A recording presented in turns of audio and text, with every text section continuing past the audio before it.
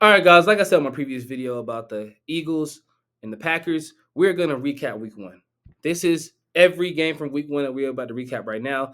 Make sure you hit that like button, please. It is very much appreciated. Very much appreciated. So yesterday we had a lot of games. The Cardinals and the Bills game was good, 34-28. The Bills came back from a 17-0 deficit and won that game. The Patriots Bengals. The Patriots actually won the game. I got that prediction wrong as well. Yeah, Bengals, they have a lot to figure out. The Vikings absolutely obliterate the Giants. Daniel Jones was getting booed outside of his own stadium. I don't think that was the proper way to treat your quarterback if you are Giants fans, but they are Giants fans, so we're not going to talk about that. The Titans and the Bears was a close one, but the Bears edged it out. Caleb Williams got his first win. Hashtag the Bears, if you know what I mean. Panthers Saints. I feel bad for the Panthers. Dave Tapler, what is he going to do with the team? He's the owner.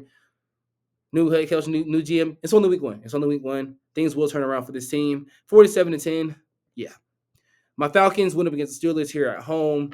18-10. I know people are waiting on me to talk about that, vent about that. I'm not going to vent about that game because it's just one game. Kirk Cousins is a quarterback that tries to impress. And sometimes when he tries to impress, things happen.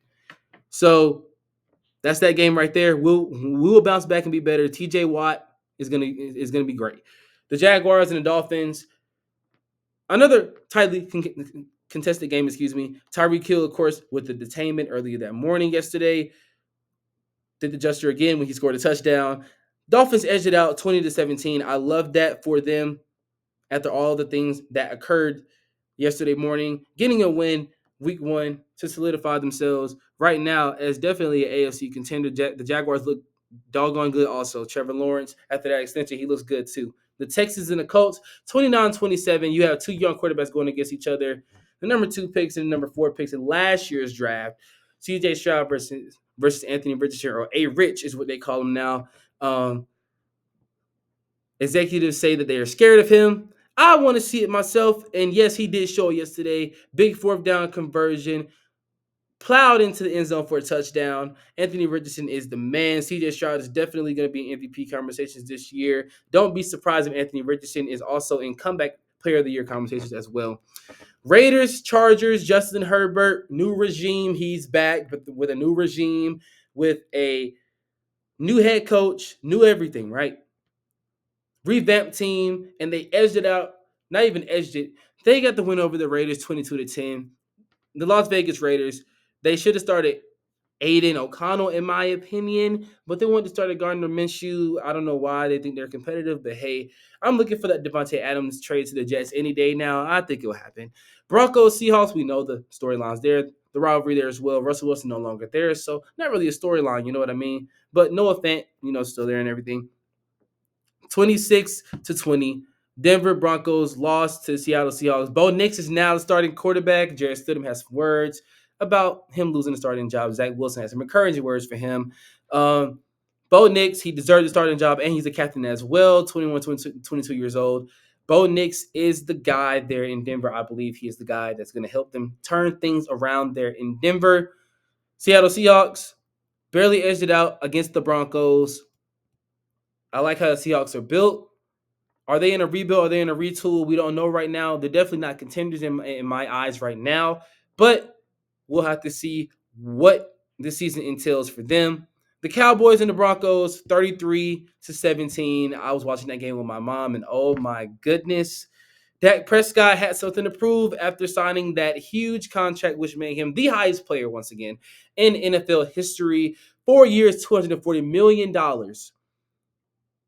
He had to prove something. CeeDee Lamb also proved something. Another big money man on that team. Now we're just waiting for Micah Parsons, right? The Browns, 17 points. Deshaun Watson, and fresh slate, right? New season. I was expecting him to go crazy. Didn't really do that. Dak Prescott went 19 for 32 with 179 yards. Deshaun Watson, 24 for 45, 2 interceptions, a touchdown, and 169 yards. I mean, Deshaun Watson has to get better, but it's not really him. It is the offensive line as well. They're down Jedrick Wills and Jack Conklin and Nick Chubb in that backfield also. So yeah, think about those things as well. But if it's anybody that can get it done, it's Deshaun Watson in a messy situation. He did it before in Houston. He can do it. He can do it here. So The Browns will be back next week and they'll be better. Cowboys keep rolling because right now, yes, you guys are good. Are you guys a Super Bowl contender? That's what people to say, right? Don't don't get all giddy over one game and say that the Cowboys are going to win Super Bowl or they are a Super Bowl contender because that's what we're not going to say. The Commanders, Jaden Daniels debut. How'd they go? Went good, honestly. Yes, they did get blown out 37-20, but Jaden Daniels is going to get used to this, especially with a bad team with only one wide receiver. So yeah, because they traded Jahan Dotson away, so you limited his weapons. Good job, Washington. The incompetence continues. Buccaneers, Baker Mayfield, Mike Evans, Chris Godwin, the big three there. They're doing their thing as well. Levante Davis still leading that defense after so many years. He's doing good. Once again, Devin White's not there, so Levante David is back as the face of the defense. You have other options as well on defense. Antoine Whitfield is still there as well. As young as he is, going into his, I believe, fourth year now in the league, fourth or fifth year, he's still manning that safety position up there. They did great shutting down that defense and basically limiting Jaden Daniels into throwing, right? He ran the ball. But when it came to throwing, they limited him. But you gave him his strength. So either or, the Commanders have something to improve on. They're obviously going to be losing for a minute, so that's where we're at for them. And then Sunday Night Football, the Rams and the Lions, 26-20. Lions over Rams. Goff over Stafford again. In Detroit again. The rivalry, the storylines, the relationships, they're going to continue as long as those two respective players are in those respective cities playing for those respective teams. I also want to talk about Monday Night Football. But before that, I want to talk about this Ravens-Chiefs game that I did not get to. The Ravens and the Chiefs, Patrick Mahomes versus Lamar Jackson, part 6. Mahomes topped Lamar again. I don't know how to put this, but the Chiefs got away with one. They did. They got away with one. But it's like Ravens players said. If this is how close the games are going to be, they don't want to see us in the playoffs. And I highly agree with them. Lamar Jackson is, I think, fed up with the whole Mahomes talk. And, Lamar Jackson, Joe Burrow, Josh Allen. Those are the three quarterbacks that have lost to Patrick Mahomes. Now, by no way necessary is Patrick Mahomes Lamar's kryptonite. And I agree with Lamar, what he told the reporter about Patrick Mahomes not being his kryptonite. He's not his kryptonite. He's not. He's not. I'm just going to be honest with you. He's Josh Allen's kryptonite, if anything. If anything. But that's to each his own. Ravens, Chiefs, 27-20. Chiefs came out on top, obviously, the last play of the game. Isaiah Likely. I get this two mixed up. Isaiah Likely, great tight end.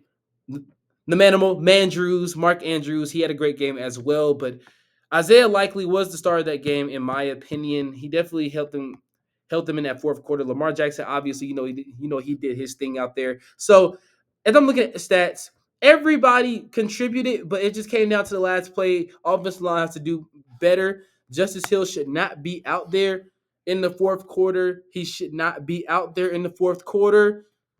Harbaugh, he should not be out there in the fourth quarter. Derrick Henry should have been out there in the fourth quarter. Derrick Henry can catch balls as well. He is a hybrid running back. Now, I know he's known for bullying people, but we see it in Tennessee where they use him in different formations and so on and so forth. So just think about that going into week 2 in your matchup against the Raiders, excuse me. So,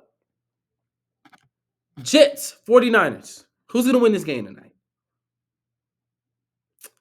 My prediction for this game, and I am going to put a prediction out on Instagram, Twitter, YouTube. So be on the lookout for that. I have the Jets winning against the 49ers tonight. Or do I?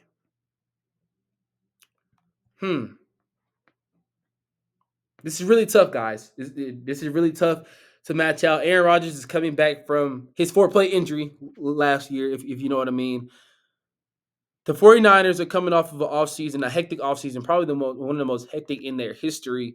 Brandon Ayuk got extended. Trent Williams got extended. They held out for entirely too long. Foolishness, in my opinion. Straight foolishness for them to hold out money over playing the game that you grew up loving and you wanted to grow up playing and you wanted to get drafted in the first round and so on and so forth. But yet you want to hold out for some money problems where you could be out there on the field running plays and reading the playbook, new plays, new schemes, so on and so forth with the team. Now you're going to mess up the team's chemistry. Therefore, I got the Jets winning tonight.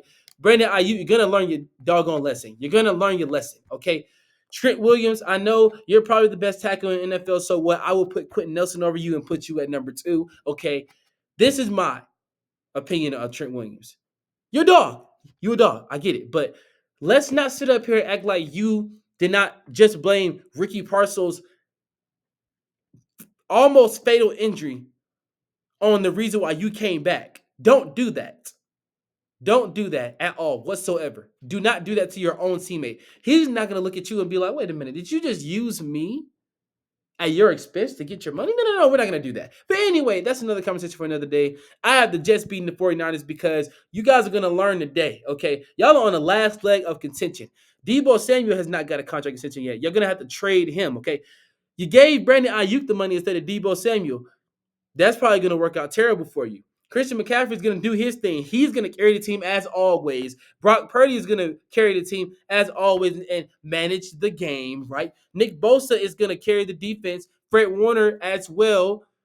You have all these pieces. The time to win is now. If you don't win this year, somebody has to go. Shanahan, Bosa, Debo, somebody has to go. Because you're not trading Fred Warner. Well, you would probably trade Fred Warner before Nick Bosa, but we don't want to think about that. We'll think about that when the 49ers start losing a little bit more, and then we'll have those discussions, okay? That's what we'll do. But I got the Jets over the 49ers on Monday Night Football today. Make sure to tune in. It is on ESPN, ABC, ESPN, and ESPN Plus. 8:15. Everybody has San Francisco winning. I have the New York Jets, Jets, Jets. Aaron Rodgers winning. Week 2 predictions will be out this week. Make sure you get ready for those as well. But Aaron Rodgers, the reason why I'm calm now is because I know that Aaron Rodgers, he's safe now. He's 100%. The Super Bowl hopes for the New York Jets have gone up this year, just like last year. Let's hope he doesn't get injured. I'm going to pray that the offensive line is ready. That no more Bakai Becton. You have Elijah Vera Tucker back from injury. Everything is great. Everything is great. Now can we just get the Hassan Reddick problem out the way if you are the Jets? But that's it for me. Let me know down below. What do you think about tonight's game, Jets 49ers? What do you think about the week 1 game? Share your thoughts down below. Who do you think got snubbed? Who do you think should already be on the trade block? Because, saw speculations. I want to bring that back. So let me know, who do you think is on the trade block? Who should be on the trade block, or who should be traded at the deadline, which is now November 5th instead of Halloween, October 31st. Peace out.